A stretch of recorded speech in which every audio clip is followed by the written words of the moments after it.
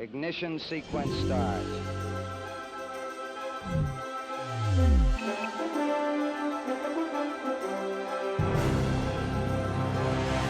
Good morning. Welcome to Mission Control Houston and the International Space Station Flight Control Room, where there's a team on duty 24/7, keeping an eye on station operations and assisting the crew members with their work of science research and station maintenance.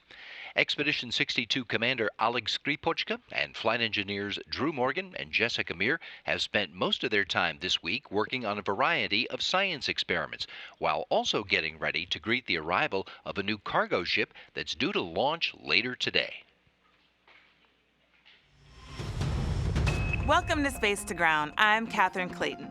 This week, the International Space Station crew prepares for a big delivery. NASA astronauts Jessica Meir and Andrew Morgan worked to prepare for the SpaceX Dragon cargo resupply, launching on Friday evening, March 6th. The team spent time practicing the robotics procedures necessary to capture the vehicle and dock it to the station. When the SpaceX vehicle arrives, Andrew Morgan will command the Canadarm2 to reach and grapple Dragon, while Jessica Meir monitors the Dragon's approach and rendezvous. The team also spent time spring cleaning around the station to prepare for more than 2 tons of cargo arriving in the Dragon. Thanks to cutting-edge research on Space Station, we are one step closer to manufacturing 3D printed human organs. This week, the crew ran a test print without cells on the TechShot biofabrication facility. The facility is a 3D printer that could produce usable human organs. These organs may one day be used to save lives around the globe. One challenge with 3D printing organs has been the tiny, complex structures found inside the organs. This facility takes advantage of the microgravity environment on the space station to maintain the shape of the structures. This is a small step in the long-term plan to manufacture human organs with a 3D printer in space. March marks the celebration of Women's History Month, and the International Space Station and NASA are celebrating women's contributions to the space station program. As of today, 65 women have flown in space. This includes cosmonauts, astronauts, payload specialists, and space station participants. The first woman in space was Russian cosmonaut Valentina Tereshkova in 1963, and the first American woman in space was Sally Ride, who flew aboard the space shuttle STS-7 in 1983. NASA astronaut Susan Helms was the first female crew member aboard the ISS in 2001, and Peggy Whitson was the first female ISS commander in 2008. In 2010, we have 4 women in space, the most at one time, and just this year we accomplished the first all-female EVA. The contributions of women to the space program are immeasurable. More information about women in space can be found at nasa.gov. Keep sending in your questions using the hashtag AskNASA, and we'll see you next week.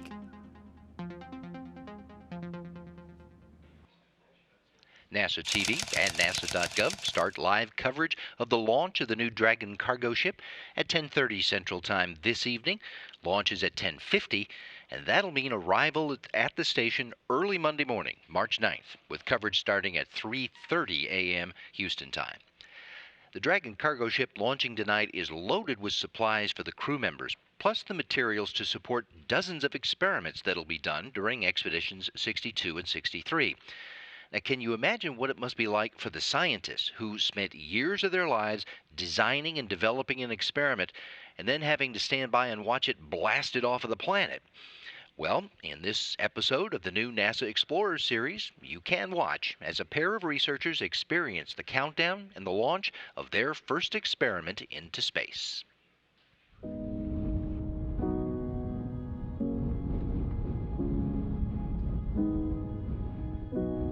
It's the launch day. It's a little windy out here today. It's a beautiful day. It's a little windy. It's got me concerned. My launch intuition is tingling a bit. I grew up here in Florida. I came to this very spot out here in the Causeway as a kid. My dad would take us to launches all the time. So personally, it's like the kid in me comes out when I come here. It's really cool. I've been on both sides of it. I've been a researcher, and then I've been now helping researchers. And I got to say, it's nervous on both sides. You have a lot of worry, I guess, as a scientist. You have a lot of work involved. As a payload provider, you hope you've checked all the boxes and you've done all that you can do to make everything work for the researchers so that they get good data. It's not easy to put even the most simplest payloads on the space station, but it's worth it.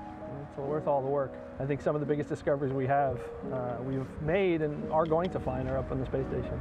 It's incredibly important. Well, we've been really nervous all the way up until right this moment. Nervous that our dreams aren't actually going to happen. But now that the larger countdown is happening and the rocket's all fueled up and everything looks like it's going to happen on time, it's getting really exciting. The last 15-minute window before it takes off. Thanks to Cases for funding this, thanks to NanoRacks for helping us coordinate and making the hardware and coordinating all the data collection too. And thank you for the astronauts who are going to be working on this project on station. So a lot of people worked on this. It's not just the two of us. It's been a lot of people. So we really appreciate all their support. 7, 6, 5, 4, 3, 2, 1, 0. And liftoff. As Falcon 9 and Cargo Dragon take flight, bound for the International Space Station with fresh supplies and research, helping to maintain our human presence in space as the station celebrates its 20th anniversary.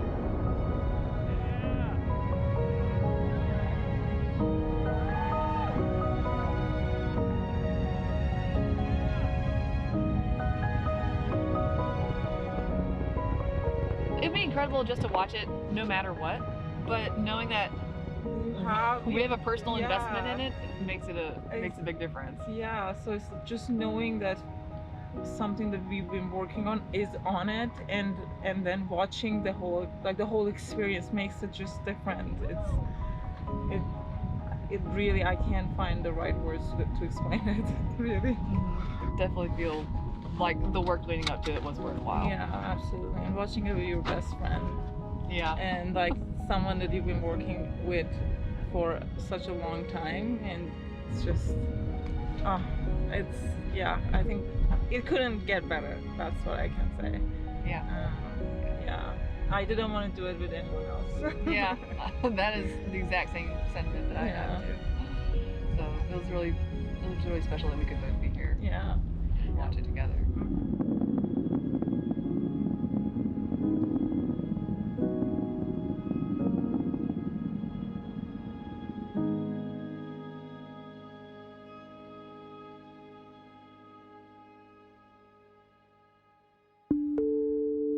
Our scientist experiment is officially on its way to the International Space Station. The SpaceX Dragon capsule that gives the research its ride to low Earth orbit now must make the last leg of its journey to the hands of the astronauts in microgravity. What's neat for us is we've got cargo vehicles coming and going to the ISS all the time. It is really like a busy parking lot. Vehicles come in, they stay for a few months, we do a whole bunch of science, and then they leave again. And before you know it, the next one's coming up. Now, what's important to remember is that these vehicles cannot dock themselves to the space station. We have to bring them into the space station utilizing robotics. And what I like to tell people is performing robotics, going out and capturing that vehicle is like a really difficult video game. And so we practice over and over and over again using computer simulations on how to actually capture that cargo vehicle to bring it into station. Once that cargo vehicle docks to station, we do a series of pressure checks and equalize that pressure with the International Space Station, and finally we get to open the hatch. Very quickly the crew starts to move because we've got some experiments that are actually kept at certain temperatures, and we have to transfer them quickly out and keep them at the same temperature there on board the space station. Elaine and Peristu's research is one of the experiments that requires quick unloading. Stored at a constant temperature to ensure the hydrogels stay intact, it's one of the first items that astronauts must remove from Dragon. Then, with the experiment finally aboard the space station, it's time to conduct science in microgravity.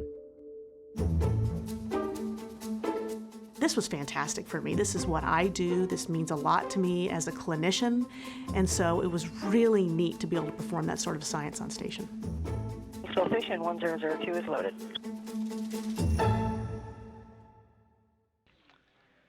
At any given time, there are about 300 experiments, like the one from Tim Panagen, that are being conducted aboard the International Space Station. Just before she left the station and returned to Earth last June, astronaut Anne McLean shared her perspective on the research she helped conduct during more than 6 months in space. The International Space Station is a national orbiting laboratory. Every single day we are answering big questions about Earth and about space, about where we came from and about where we're going. But the other thing that we're doing is we're learning more questions to ask. And so the question really, I think that's important to say is, who are we if we stop exploring? Every day is the intersection of the magical and the technical. Our jobs require a lot of focus, a lot of heads down, detailed work, but there's always moments throughout every day that you step back and you realize, you know, we're working off the planet in microgravity in one of the most unforgiving environments known to mankind. It's really incredible.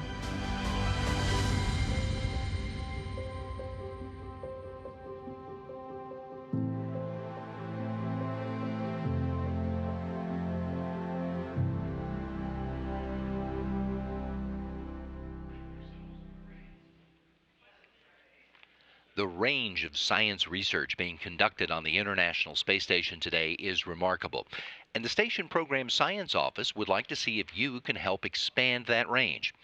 Got a hypothesis to test that requires eliminating gravity as a variable? Have we got a research platform for you?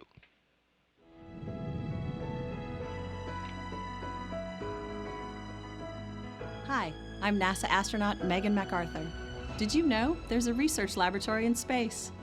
It's the International Space Station, and it's a scientific stepping stone that's enabling us to explore farther into space while improving life on Earth. The space station provides a unique environment of microgravity, extreme conditions, and an observation platform that enables researchers from all over the world to test theories and technologies off the Earth in an extreme environment unlike any other. We welcome you to join us on station. You don't have to be a rocket scientist or part of NASA to gain access to this unique laboratory. Don't know much about spaceflight? That's okay. We're here to help people just like you every day. You might be curious about funding, capabilities, access, or maybe you just don't know where to start. Give us a call or email. We'll ask you some basic questions about your objectives, which will help us point you to the right people who could make your experiment or testing your technology possible in space. Visit nasa.gov/station opportunities for more detailed ideas, answers, and contact information, or find us at the Station Research Client Helpline. So welcome to the International Space Station. You'll soon be part of a worldwide group of researchers making discoveries on this amazing orbiting vehicle, all for the benefit of our planet and future exploration beyond.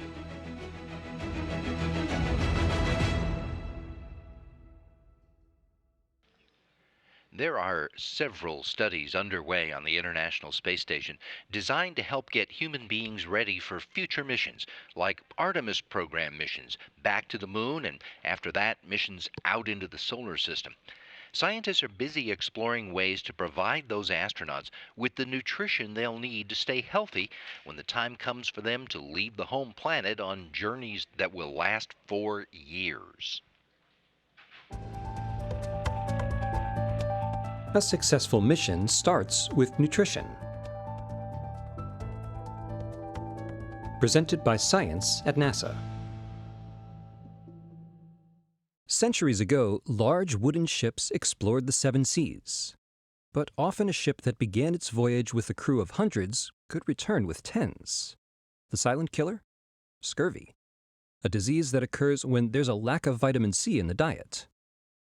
On the other extreme, explorers of the North and South Poles could fall ill by eating the liver of polar bears and seals, exposing them to toxic levels of vitamin A. Centuries of exploration have taught us there is a vital relationship between a successful exploration mission and balanced nutrition. And nowhere is that lesson more vital than in the extreme vastness of outer space.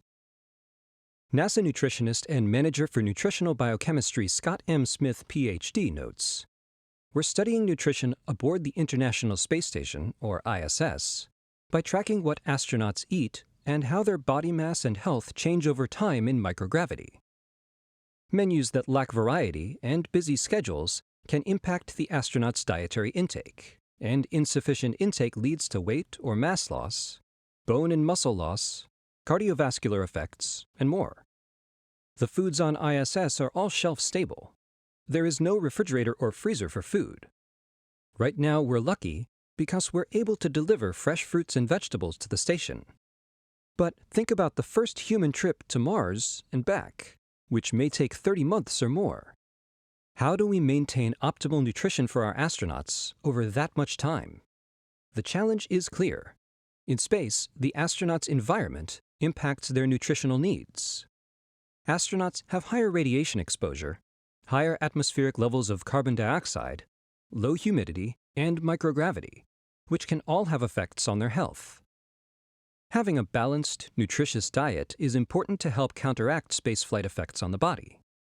These can have short-term consequences, like on mood and performance and kidney stone risk, and raises long-term concerns such as bone and muscle loss, cardiovascular degradation, impairment of the immune function, and vision changes. Smith says the foods we give them will be of utmost importance for counteracting these effects, which is why we need to find ways to keep the food palatable, nutritious, and safe, even after it's stored for months or years. Keeping an eye on intake will be important too. Currently on ISS, astronauts use an iPad app to track intake, and this gives them real-time information on their diet. The nutrition team and flight surgeons also watch this information to help provide feedback to astronauts. This attention to astronaut nutrition is also paying dividends for those on Earth. Smith notes that astronauts on board the space station have already delivered a plethora of nutritional data that can be applied to all people. He says we've gained new insights into how nutrition can have effects on all human systems, including dietary effects on bone loss, which affects the elderly in particular, and how to better treat that condition and others. Of course, says Smith, a simple start for people on Earth to maintain optimal health is the same as it's been for centuries. Keep eating your fruits and veggies. For more science from the International Space Station, go to www.nasa.gov/ISS-science. For more appetizing information about space exploration, visit science.nasa.gov. The job of an astronaut on the International Space Station includes working as a laboratory assistant for scientists doing research in space and doing needed maintenance to keep their home on orbit operating safely and efficiently. They also have to keep themselves in good shape so they can do all that other work. In this demonstration video, astronaut Joe Acaba talks about exercise in orbit.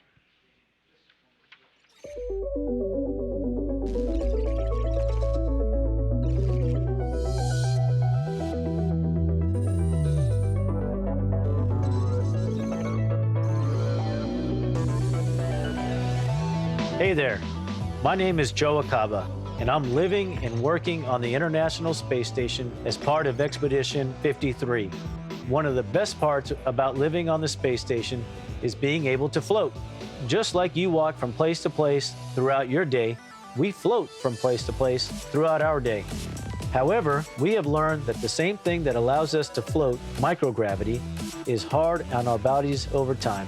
Our muscles and bones are made of millions of tiny units called cells, and these cells can have problems in microgravity. Up here on the station, bones and muscles no longer have to support the weight of our bodies, so they get weaker. Astronauts could develop something called muscle atrophy, where our muscles become weak from lack of use. Each bone in your body is made of cells too. A healthy bone has more density than an unhealthy bone. Weakened bones can lead to a disease called osteoporosis. Fortunately, our scientists at NASA have figured out one way to keep astronauts healthy and strong. It's called exercise. Let's take a look at how astronauts exercise in space. This machine here is the Advanced Resistive Exercise Device, or we call it ARED. It simulates free weight exercises in normal gravity to work all of the major muscle groups. ARED's primary goal is to maintain our muscle strength and mass so that we have less of a recovery period when we land back on Earth. All right, so there's looking at lifting. But what about a little cardio? We have a treadmill for that. Let's check it out. Staying physically active helps both astronauts in space and humans on the ground to stay healthy. And it prevents muscle atrophy and osteoporosis. Now you can try the activity connected to this video to learn more about muscle and bone cells. I'm Joe Acaba, and I hope you enjoyed learning about exercise on the International Space Station. We'll see you next time.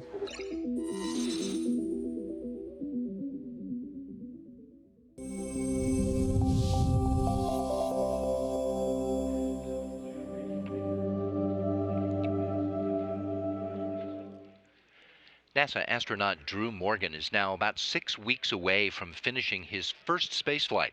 He'll end up with more than 270 days on orbit. He's made 7 spacewalks of more than 45 hours, and that has him at number 17 all time in spacewalking time. Quite an achievement, to be sure. But for Morgan, he was no stranger to making giant leaps, even the first time he floated out of the station's airlock.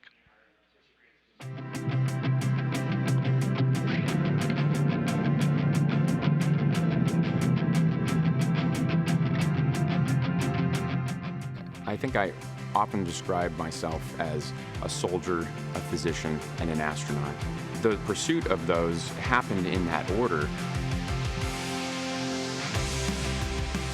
And one of the earliest memories I have is of always wanting to be in the military, of wanting to be a soldier. Quite a history of military service in our family. Both of my grandparents, my father was an Air Force officer. And I also remember my parents telling me a story about my great-uncle Clink, Harry McClintock, who was a paratrooper in World War II. He was in the 101st Airborne Division and jumped at Normandy on D-Day, and then jumped in Operation Market Garden in Holland. And that was the first time I had ever heard of the concept of a paratrooper or what it meant to be an airborne soldier. So when I later decided, I graduated from high school and I went to West Point, I knew that I was very interested in this concept of being an airborne soldier. At West Point, they had a parachute team called the Black Knights. Yeah, so I made the parachute team, and that became one of the central activities of my remaining 3.5 years at West Point. In addition to academics, after class, we jumped most days of the week, but then we were also a demonstration team, so we jumped in football games. Also, while I was a cadet, I went through military basic airborne course, which taught military static line parachuting.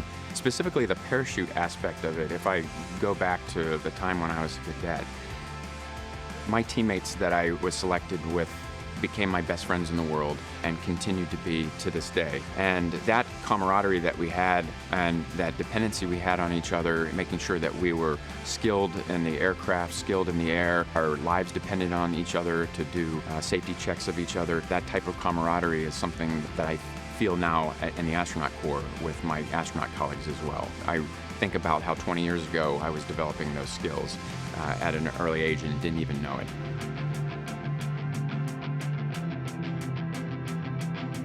I'm Andrew Morgan, and I'm a soldier, a physician, and an astronaut.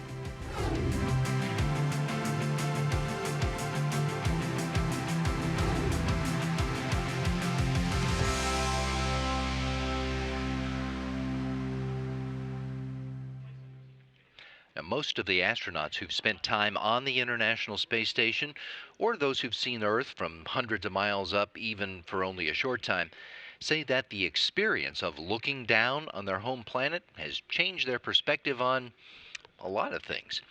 For former astronaut Nicole Stott, art is the medium she's using to try to share the experience with the rest of us Earthlings.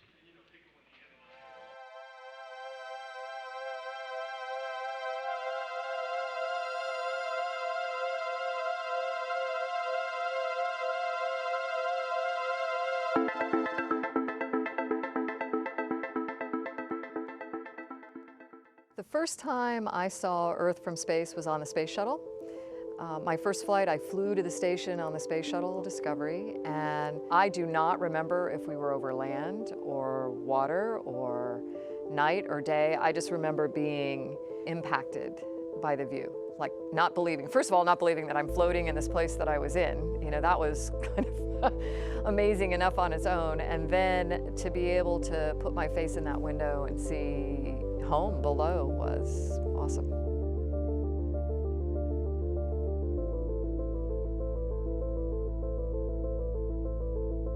It's like a work of art out the window there, and it surprises you every time you look at it. You get these beautiful twinkly city lights, you know, seeing where all the people are and where they aren't. And one of the most impressive things was watching thunderstorms, storm activity moving around the planet. It's like watching neurons firing in a brain. These tentacles of light that are just connecting and traveling. Yeah, it might be starting over Florida, but it's moving across the ocean to Africa as far as you can see. And I remember floating there just thinking about, oh my gosh, everything is connected.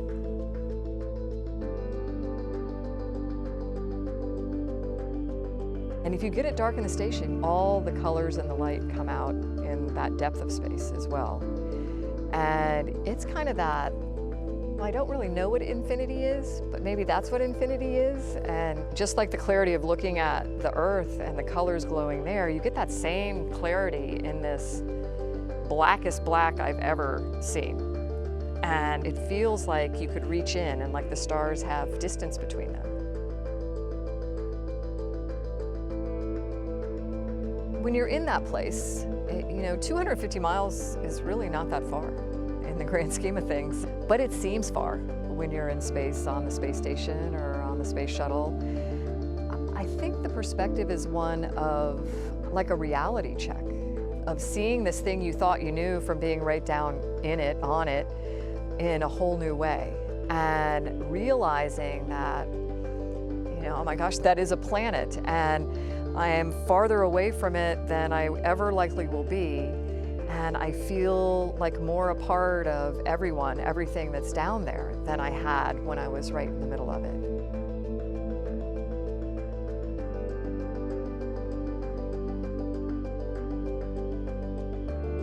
We all feel, I think, an obligation to share the experience in one way or another.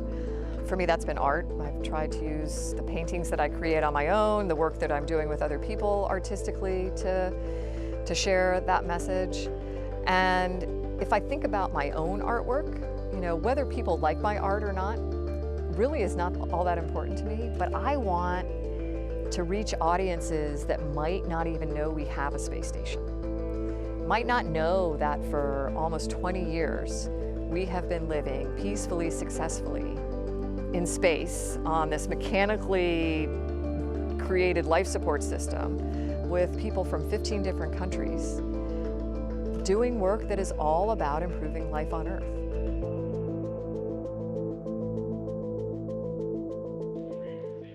If you'd like to get another look at any of these stories that we've showed you today, check us out on YouTube and Facebook. There are the addresses in the corner of the screen.